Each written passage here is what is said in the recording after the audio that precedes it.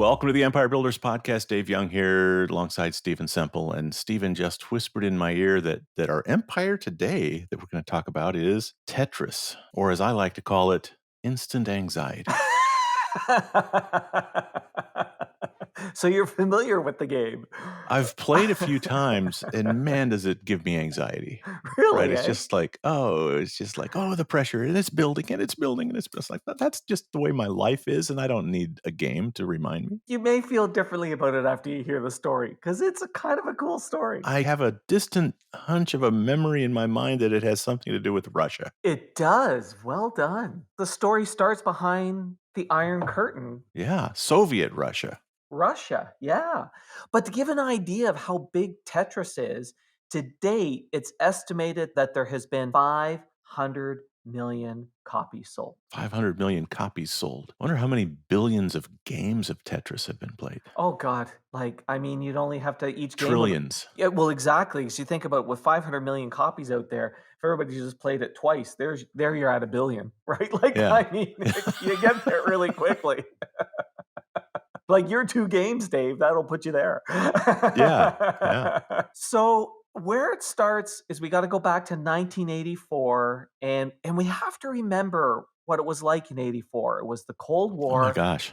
And communism was a real thing. It's easy to forget that at that time in the Soviet Union, all production was owned and controlled by the state, and the economy was completely centrally planned. It's hard to remember what that was like, and the government made all decisions about what to make, how much to make, what price to sell goods and services at. Yeah. And, from a geopolitical point of view, we were in the middle of the Cold War and Star Wars, Ronald Reagan's anti-ballistic missile. We were going to spend $1 gazillion to, Yeah. yeah, it was crazy times. And the wall was a real thing that if you climbed over, It was still there. you got shot. It's almost hard to believe. And private property was not allowed, and all citizens were expected to, work for the quote unquote common good. And Vladimir Putin was a young guy working his way up in the KGB. Yeah, there you go. Yeah. We almost need to remember that just to understand how remarkable this story is. Because here's this guy,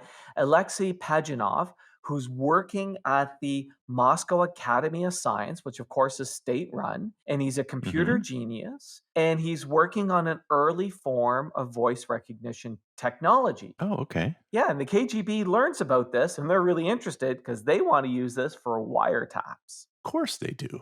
Right. And Alexei's very anti war and he has to work on this project. But on the side, he develops an interest in building a game. He's a dreamer in the computer industry. He believes everyone should have one and that computers should be there to make things better. And if we think about the early mid 80s, that was a common theme in the computer industry. But Mhm. finds himself instead making things for the military. And his real goal is he wants to get out of the Soviet Union. And he likes this game. There's this little puzzle game that he likes playing, which is called Pentamone. It's like dominoes, but it's a pentamones. And Pentimos. it's a Okay. puzzle game that involves arranging 12 sets of geometric shapes that make up 5 squares called pentamones into a large rectangle without any overlaps or gaps. So you basically have got these Okay. pieces that you assemble, So like static Tetris. very much like static Tetris. Okay. So the game was invented in 1950 by Solomon Golub, a mathematician at the University of Southern California. So Alexei thinks, well, what if I could create a digital version? What if you could Yeah. create a game? So he starts taking the puzzle and applying it to computers, and he gets working on it, but he finds it's not really exciting as a computer game. So he starts thinking, how can I make it exciting? And he starts thinking about pieces falling from the sky. How can we give Dave anxiety? How can we give Dave anxiety? Exactly right. Because it's all about you, Dave. Uh-huh. As the pieces fall, the player can manipulate it on the way down. But the challenge is he's working on Soviet computers in the mid 80s, which are pretty slow. I can imagine, yeah. I mean, honestly, compared to what we're doing today, everything was a little slow. Oh, good God, yes. Yeah. And and the interesting thing is when you talk to people in the computer industry today, is that many of the world's best computer programmers are actually from Soviet bloc countries because there's something Mhm. about this fact that they had to learn with these constraints. Like they had to learn with the constraints of processing power and space. And there's been, I think, something lost in computer programming where we're not dealing with any of those same constraints When it's so today. fast, when computers are so fast that nobody notices that the software is inefficient. Yeah.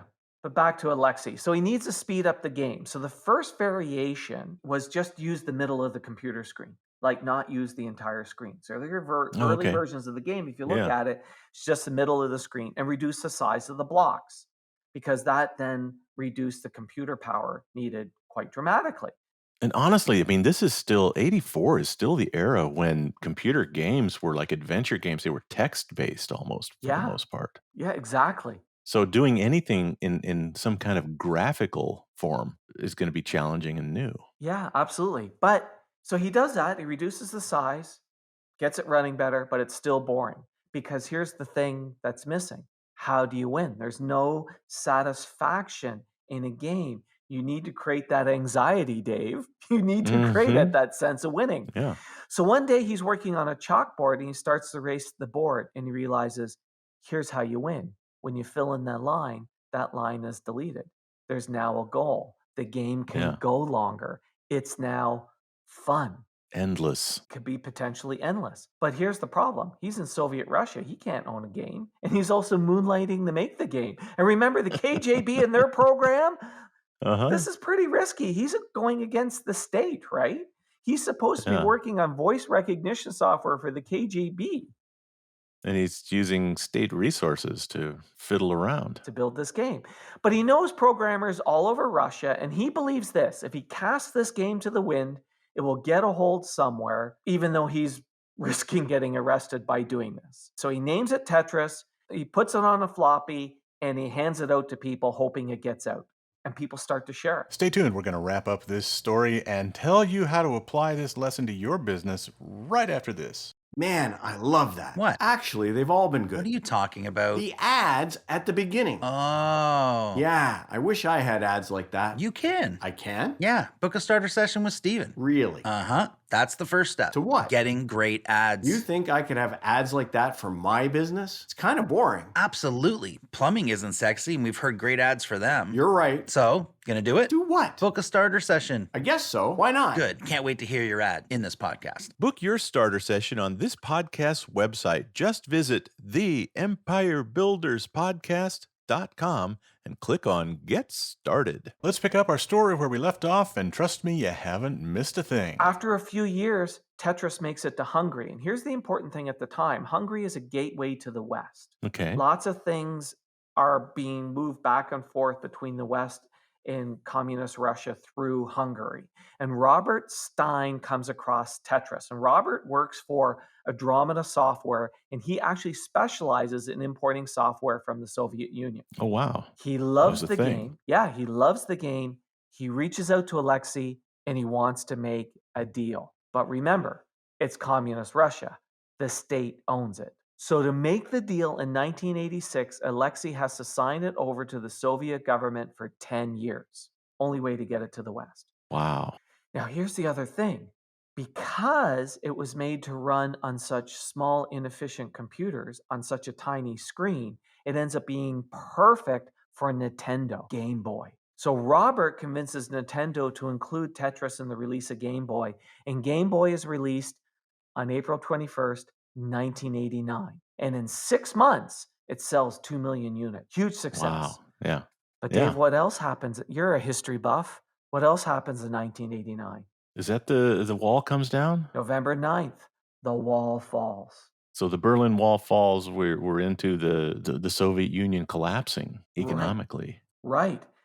So Alexei doesn't see a dime right away, but he's able to leave and go to the US. Mm. Okay.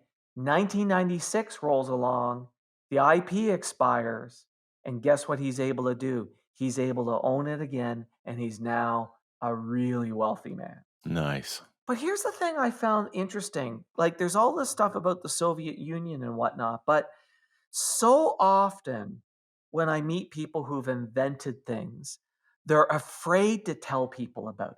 right? Oh Yeah. my God, I can't because it might get copied or it might get this or it might get that. And Alexei, now granted, he did this because he had no other choice, but Alexei started with the strategy of, I'm going to pass this out to the world. The world needs to know, but he could have easily sat on it and made it the world's best kept secret Hmm. out of A, fear of being arrested, B, fear of losing it, C, fear of not being able to profit from it, all those things. But he let go of all those fears and said, look, I've created this thing that's really cool and neat.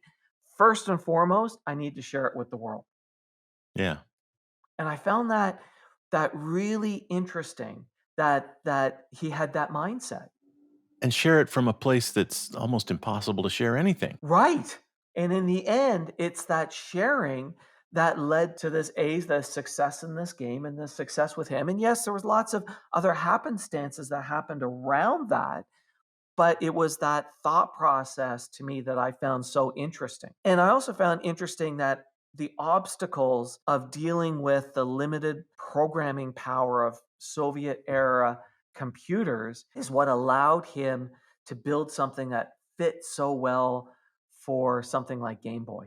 Gosh, I've been telling people for years. I've taught classes on content and talked about people teaching their ideas. And the best advice is always just start giving away your expertise. Just start showing that you know what you're doing, give it away. And eventually you're going to come across somebody that's like, I really like this and I'm behind you and I want you on my team. Yeah. It's this whole thing of if you hold on to it too tightly, it just remains a secret.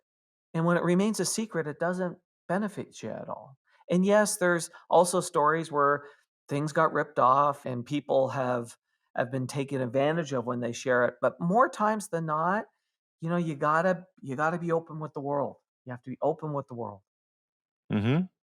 Well, it's a great lesson for him. What did he go on to do? He went on to work for a number of other gaming companies, and developed and worked in computer software when he came to America, but nothing at all close to the success of Tetris. He's the guy. I'd have He's the changed my guy. name to Tetris.